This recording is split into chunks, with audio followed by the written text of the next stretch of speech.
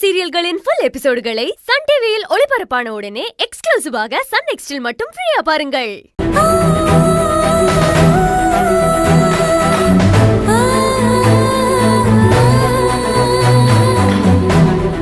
கலைவாணி, நீ சொல்றதெல்லாம் வச்சு பாக்கும்போது அந்த வீட்ல ஒரு நிமிஷம் கூட நீ நிம்மதியா சந்தோஷமா வாழல.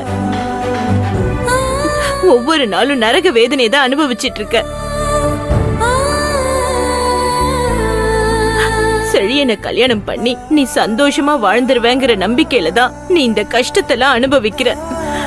அந்த நம்பிக்கை உண்மையானா அதை விட இந்த உலகத்துல சந்தோஷம் நமக்கு வேற எதுவுமே இருக்காதுமா. அந்த நம்பிக்கை பொய்யா போச்சுன்னா அதை தாங்குற சக்தி நம்ம மனசுக்கு இல்ல தாயி. அதிகமான நம்பிக்கை, அளவுக்கு அதிகமா பாசம் வைக்கிறது கூட ஒரு வகையான பேர் ஆபத்து தான். அந்த ஆபத்தை நாமளே விலை கொடுத்து வாங்கிட்டு நிக்கிறோம். இதெல்லாம் எங்க போய் முடிய போகுதுன்னே தெரியல. கலைவாணி, ஆதிசங்கர் எப்படி தான் மகனுக்கு உன்னை கட்டி வைக்க மாட்டேன்னு நிராகரிச்சாலோ அதே மாதிரி என் தகுதிக்கு நீ எந்த விதத்திலயும் தகுந்தவ இல்லைன்னு சொல்லி உன்னை செழிய நிராகரிச்சுட்டா நீ பட்ட கஷ்டம் எல்லாம் வீணா போயிடுமேமா.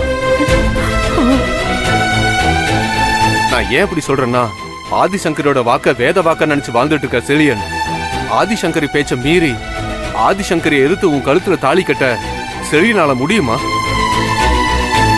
அந்த அளவுக்கு செழியன் மாறுறதுக்கு வாய்ப்பு இருக்கா? உங்க அப்பா கேக்குற அதே கேள்விதான் என் மனசுக்குள்ளேயும் ஓடிட்டு இருக்கு.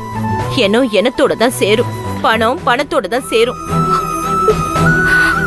செழியனுக்கும் அந்த பொண்ணு தியாவுக்கும் கல்யாணம் ஏற்பாடு நடந்துட்டு இருக்கு. ஒருவேளை அந்த கல்யாணத்தை நம்மளால தடுத்து நிறுத்த முடியாம அந்த கல்யாணம் நடந்து முடிஞ்சிருச்சுன்னா உன் நிலைமை என்ன ஆகும்? அத உன்னால எந்த காரணத்தை கொண்டும் ஏத்துக்கவும் முடியாது, தாங்கிக்கவும் முடியாதுன்னு எனக்கு நல்லா தெரியும் தாயி. இப்படி மனசுக்குள்ள 1000 கேள்வி, 1000 போராட்டம் தினமும் என் மனசுக்குள்ள நடந்துட்டு தான் இருக்கு. ஒரு நிமிஷம் கூட நிம்மதியா வாழ முடியல தாயி.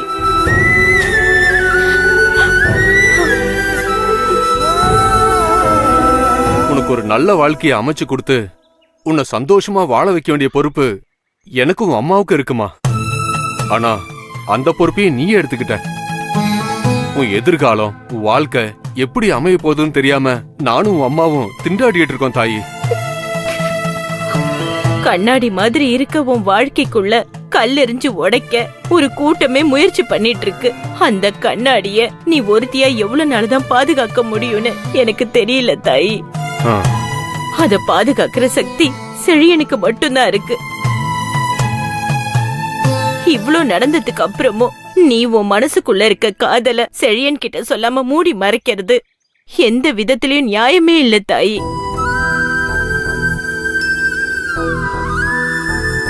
செழியனுக்கு தியாவோட கல்யாண ஏற்பாடு நடக்க ஆரம்பிச்சிருச்சு. செழியன் கிட்ட நீ யாருங்கிற உண்மையை சொல்ல வேண்டிய காலம் வந்துருச்சு. சொல்லிடு தாயி, இத விட்டா நமக்கு வேற வாய்ப்பு கிடைக்காதுமா. நீ உன் காதல சொன்னா செழியன் இந்த கல்யாணத்தை நிறுத்துவான். நீ சொல்லலனா தியா கழுத்துல தாலி கட்டுவான்.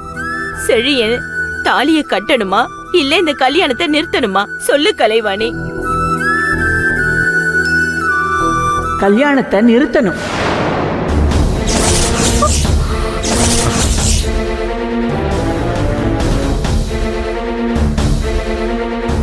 செழியன் தாலிய காயத்ரி கழுத்துல தான் கட்டணும்.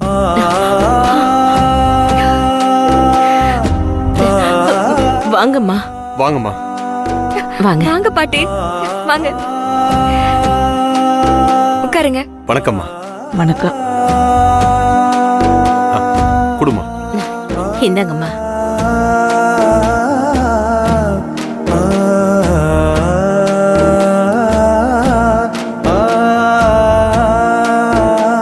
உங்களை மாதிரி நல்ல மனுஷங்களை பார்க்கறது அபூர்வம். உங்களை பார்த்ததுல எனக்கு ரொம்ப சந்தோஷம். நான் உங்ககிட்ட சொல்லாம கொள்ளாம இங்க வந்ததை நினைச்சு தப்பா நினைச்சுக்காதீங்க. எங்களை புரிஞ்சுக்காத உலகத்துல எங்களை புரிஞ்சுக்கிட்டு எங்களுக்காக துணையா வந்து நிக்கும் போது நாங்க ஏன் தப்பா நினைக்கணும்?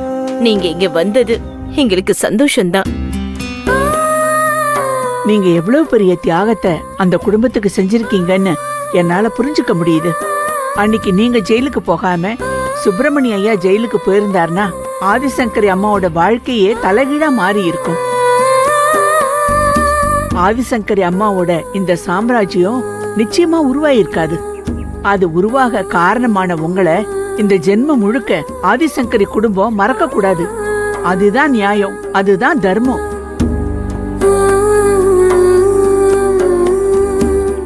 நான் இப்ப சொல்றேன், சத்தியமா சொல்றேன், ஆதிசங்கரி அம்மா வீட்டுல மருமகளா வாழக்கூடிய உரிமை என் பேத்தி காயத்ரிய தவிர வேற எவ்வளவுக்கும் இல்ல.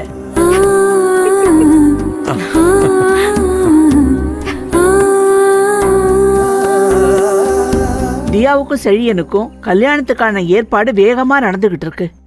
தியாவை பார்த்ததும் ஆதிசங்கரி அம்மாவுக்கு பிடிக்க ஆரம்பிச்சிருச்சு. ஆனா இப்போ பழக ஆரம்பிச்சதும் தியாவோட சுயரூபம் புரிய ஆரம்பிச்சிருச்சு. ஏண்டா அவளை என் மருமகளா ஏத்துக்கிட்டோன்னு இப்போ கொஞ்சம் கொஞ்சமா ஆதிசங்கரி அம்மா யோசிக்க ஆரம்பிச்சிட்டாங்க.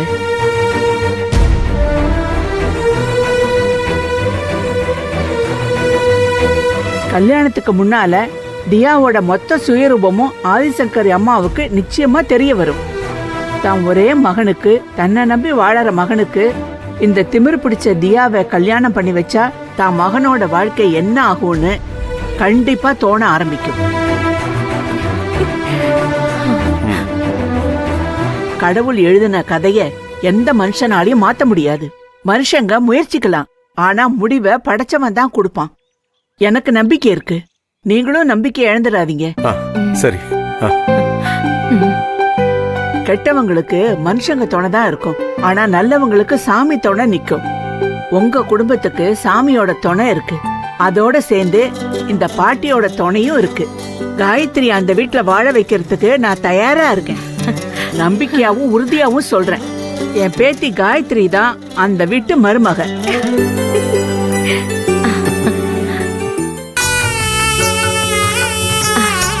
எந்த பந்த பாசமும் ரத்த உறவு இல்லாத நீங்க எங்க வாழ்க்கையை புரிஞ்சுக்கிட்டு எங்க தியாகத்தை தெரிஞ்சுக்கிட்டு இந்த அளவுக்கு பேசுறீங்க. உங்க பேச்சுக்கு மரியாதை கொடுக்க வேண்டியது எங்க கடமை. நாங்க இல்லாத இடத்துல என் பொண்ணு கலைவாணி வேதனைப்பட்டு கஷ்டப்பட்டு வாழ்றாளேன்ற எண்ணம் தான் செழியன் கிட்ட இப்பவே உண்மையை சொல்லு, ஒரு முடிவை கேளுன்னு கலைவாணி கிட்ட எங்களை பேச வச்சுது. ஆனா நீங்க கொடுக்கற நம்பிக்கை இப்ப அவசரப்பட வேண்டாம், இந்த விஷயத்துல கொஞ்சம் பொறுமையா செயல்படணும்னு எங்களுக்கு புரிய வைக்குது. நேரம் வரும்போது செழியனுக்கு உண்மையை தெரியப்படுத்தலாம், அதுதான் சரியா இருக்கும்.